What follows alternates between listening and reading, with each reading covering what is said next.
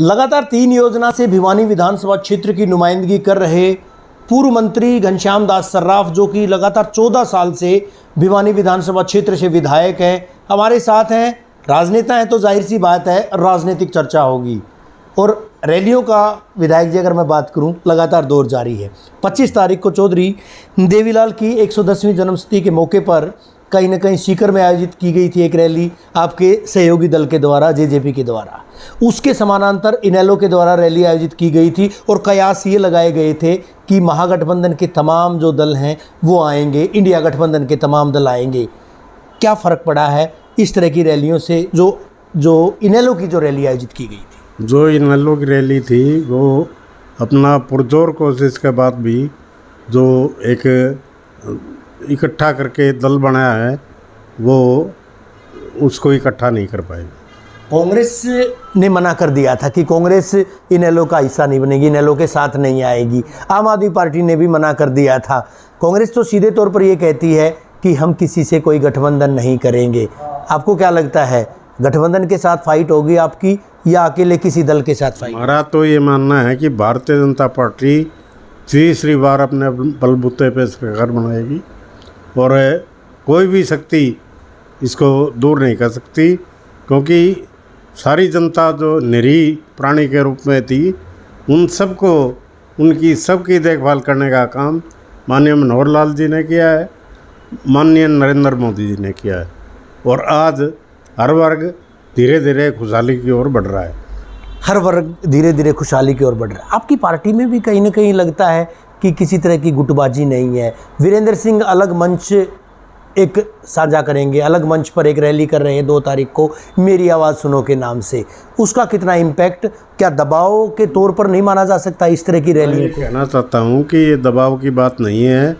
वीरेंद्र सिंह हमारी पार्टी के बड़े नेता हैं और वे जो भी काम कर रहे हैं वो पार्टी के हित में ही जाएगा। कहीं ये नहीं लगता कि दबाव किसी तरह का बनाने के लिए इस तरह की रस्साकसी? ऐसा नहीं है। मैंने जो बात कही है, वीरेंद्र सिंह जी हमारे परम आदरणीय नेता हैं और वे नेता रहेंगे। हम पार्टी के लोग उनको अपने से अछूत नहीं मानते। भूपेंद्र सिंह हुड्डा कहते हैं कि हरियाणा में बीजेपी वो काम नहीं कर पाई जितने काम करने चाहिए थे, हर वर्ग असंतुष्ट है और कांग्रेस जो है अकेले चुनाव लड़ेगी, अकेले ही सरकार बनाएगी। आपको क्या लगता है? मेरे को ये लगता है कि कांग्रेस के लोगों की पिछले चुनाव की तरह धराशायी होगी और भारतीय जनता पार्टी इसमें से उभर के सबके सामने आएगी। हरियाणा प्रदेश में तीसरी बार सरकार बनाने का अवसर माननीय मुख्यमंत्री मनोहर लाल जी को मिलेगा। और इसके अलावा जो भी आदमी बोल रहे हैं वे अपने आप को पहचाने कि हमारी ताकत कितनी है और उस ताकत के बल पर ये आगे बढ़े। ये कहा गया है कि पोर्टल की सरकार है, बीजेपी सरकार पोर्टल की सरकार है, नाना प्रकार के पोर्टल बना दिए, लोग परेशान हैं। आपको क्या लगता है, परेशानियां हुई हैं या परेशानियां दूर हुई हैं या परेशानियां बढ़ी? मेरे हिसाब से ऑनलाइन जो ये काम शुरू हुआ है, पोर्टल शुरू हुए हैं, उन पे हमारी जनता को पूर्ण रूप से विश्वास हो गया है और उसके आधार पे ये काम करने जा रहे हैं। और इन्होंने जो करके दिखाया है वो सबको मालूम है, इंगित है कि अब तक 1,10,000 नौकरियां देने का काम भारतीय जनता पार्टी ने पहली बार करके दिखाया। दिल्ली के मुख्यमंत्री हरियाणा से ताल्लुकात रखते हैं, आपके ज़िले से ताल्लुकात रखते हैं, लोहारू विधानसभा क्षेत्र के सिवानी मंडी से हैं। उनका साफ तौर पर कहना है कि बिजली फ्री देंगे, पानी फ्री देंगे, दिल्ली पंजाब की तर्ज पर, और इसी मुद्दे को लेकर वो हरियाणा में भी चुनाव मैदान में उतरने की तैयारी। पिछले दिनों आपके विधानसभा क्षेत्र में एक रैली की गई थी और उस रैली को नाम दिया गया था कार्यकर्ताओं का सम्मान समारोह, शपथ ग्रहण समारोह आयोजित किया गया था। 2% की बात कही है कि पानी हरियाणा में तब मिलेगा जब हरियाणा में और केंद्र में आम आदमी पार्टी की सरकार होगी। आपको क्या लगता है? मेरे को ये लगता है कि आम आदमी पार्टी जो ये वायदे कर रही है और चुनावी माहौल के अंदर ये बातें उनके समझ में आ जाएंगी जब जनता यहाँ से करारा जवाब देगी और ये अपना मुँह की खा के हरियाणा से जाने वाले हैं।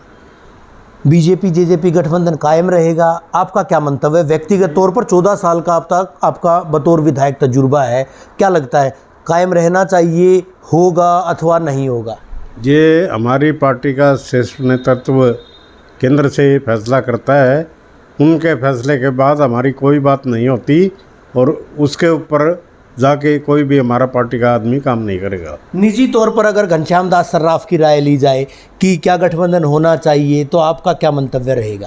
न, हमारी राय ये है कि जो ऊपर से आदेश मिलेगा हम उस आदेश के साथ हैं, चाहे गठबंधन करे चाहे ना करे।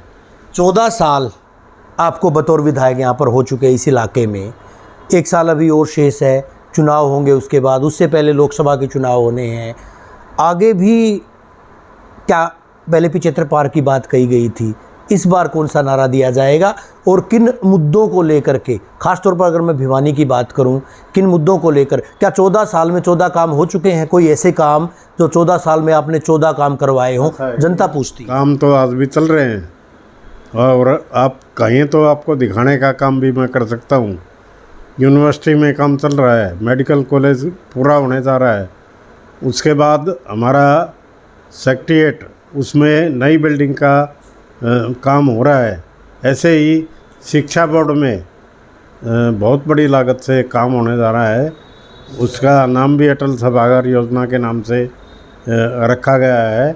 और हमारे जो इंडस्ट्रियल एरिया है उसमें 70 से 90 करोड़ रुपए लगे हैं और आज सड़कें उनकी एक बार देखे तो देखते रह जाएंगे।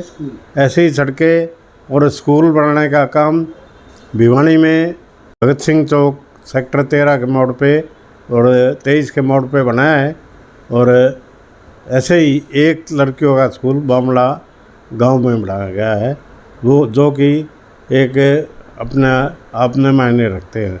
अनेक स्कूलों को भी हमने उसमें रखा है और अनेक स्कूलों की बिल्डिंगें भी ठीक कर दी गई हैं। विधायक की 2 बड़ी दिक्कतें हैं आपके विधानसभा क्षेत्र में जो हमने देखी हैं, सड़कों की दिक्कत और दूसरा पानी जो है लगातार शिकायतें आती है कि दूषित पानी की आपूर्ति हो रही है। आप खुद इस महकमे के मंत्री भी रहे हैं जी। माननीय मुख्यमंत्री जी ने आदेश किया है कि आपकी जो भी पानी के मुतालिक समस्याएं हैं नई लाइन डलवाने के माध्यम से इसका काम करें। जो पुरानी और क्षतिग्रस्त लाइनें उनको बदलने का काम भी आप लोग करें। इसके लिए कोई भी बजट चाहिएगा तो मुख्यमंत्री जी उसके लिए तैयार। तो क्या माना जाए, लोकसभा और विधानसभा में एक बार फिर से रिपीटेशन होगा या इस बार मुकाबला टफ रहने वाला है?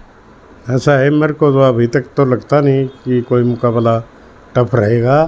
और जो भी विपक्षी लोग हैं वे चाहे 5 बार पार्टी बदली चाहे 10 बार, उनके इस बात का कोई फ़र्क नहीं है। हम भारतीय जनता पार्टी के लोग कभी पार्टी को बदलते नहीं हैं।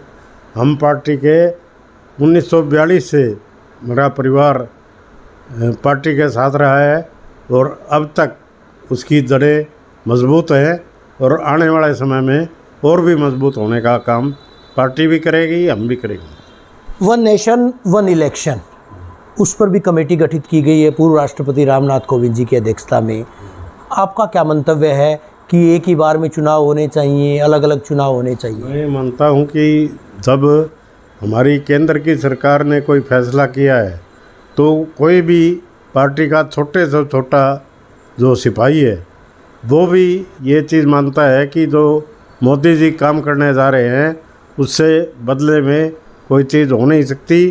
पहले भी 1967 से पहले हमारा चुनाव एरिया ये होता था कि हम सारे चुनाव इकट्ठे करवाएं, उससे राष्ट्र के प्रदेश के चुनावों का खर्चा बचता है जो कि जनता के हितों के लिए काम है।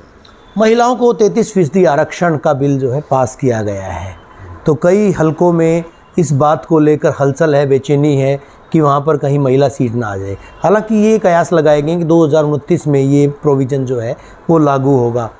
कितना अच्छा बिल है ये, आपको क्या लगता है कि महिलाओं को जो प्रतिनिधित्व दिए जाने की बात कही गई है, हालांकि कांग्रेस के नेता श्रेय लेते हैं इस बात का कि हमने जो है इस बात की ताकीद की थी, आपको क्या लगता है? इसका जो भी फैसला हमारी सरकार ने केंद्र ने किया है, लोकसभा में, राज्यसभा में और राष्ट्रपति जी के पास जा रहे हैं और ये सर्वविदित है कि कांग्रेस ने उसमें पॉजिटिव अपना एटीट्यूड तो रखा है, लेकिन कभी भी इस तरह के बिल को पास करने के लिए उन्होंने कोई तत्परता कहीं भी नहीं दिखाई। आने वाले चुनाव में आखिरी सवाल, इंडिया गठबंधन कोई परफॉर्मेंस दिखा पाएगा, खासतौर पर हरियाणा के परिप्रेक्ष्य में?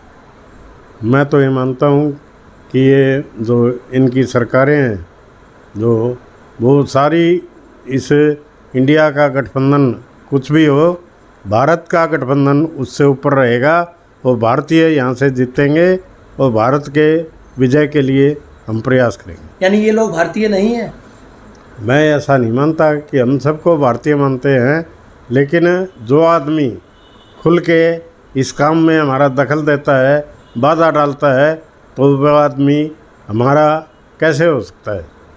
शुक्रिया हमसे बात करने के लिए। पूर्व मंत्री और लगातार 3 बार से भिवानी के विधायक घनश्याम दास सर्राफ, जिनका दावा है कि एक बार फिर से न केवल केंद्र में बल्कि प्रदेश में कमल खिलेगा, यानी तीसरी मर्तबा प्रधानमंत्री के तौर पर नरेंद्र मोदी विराजमान होंगे। और साथ ही साथ हरियाणा की बात करें तो उन्होंने एक बार फिर से कहा है कि मनोहर लाल एक बार फिर से मुख्यमंत्री बनेंगे। हालांकि चुनाव के नतीजे ये बात बताएंगे, लेकिन वो पूरी तरह से आश्वस्त हैं।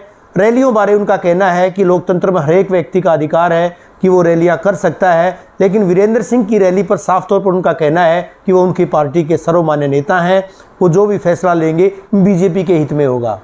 वीडियो जर्नलिस्ट सुमित अवस्थी के साथ रवि जांगड़ा, इंडिया न्यूज़, हरियाणा।